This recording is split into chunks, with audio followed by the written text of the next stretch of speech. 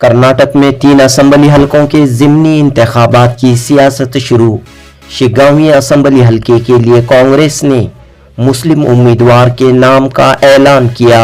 यासिर अहमद खान पठान कांग्रेस के उम्मीदवार होंगे। इस हलके में साबिक वजीर आला बसवराज बोम्मई के फर्जंद भरत बोम्मई को बीजेपी ने अपना उम्मीदवार बनाया है। शिगांव से मुस्लिम उम्मीदवार को टिकट देने के लिए वजीर अक़लियती बहबूद, वक्फ और हाउसिंग BZ ज़मीर अहमद खान ने पुरजोर मुतालिबा किया था। अब कांग्रेस पार्टी ने मुस्लिम उम्मीदवार को मौका फराहम किया है।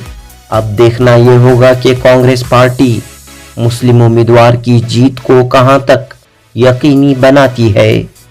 दूसरी जानिब चन्नपट्टन में कांग्रेस उम्मीदवार CP योगेश्वर ने वजीर आला सिद्धरामैया, नायब वजीर आला DK शिव कुमार, रियासती वजीर रामलिंगा रेड्डी के साथ अपना नॉमिनेशन पेपर फाइल किया।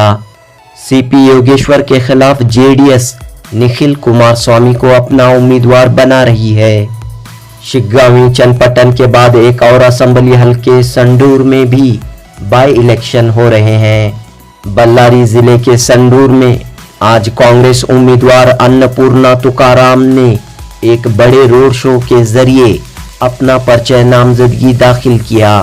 इस मौके पर बल्लारी जिला के इंचार्ज वजीर BZ ज़मीर अहमद खान, रियासती वजीर संतोष लाड व दीगर मौजूद थे। जुनूबी हिंद न्यूज़ रिपोर्ट।